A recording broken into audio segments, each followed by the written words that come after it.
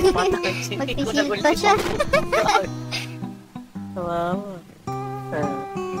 Eh, kaya mo ng goso. Pagkakataon mo na to. Ako na, Pier. Bakit ako tinatalunan nyo? Nakagulayat ako. Utang ina nyo. Ubus kay goso. Tatanga. Wala. Goso lang pati si goso ang kailangan. Goso nga. Goso. Gusto. Tinatay ko. Aray.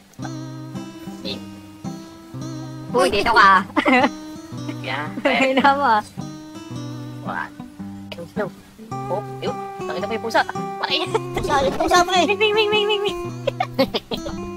Pasok. Pusa ako eh.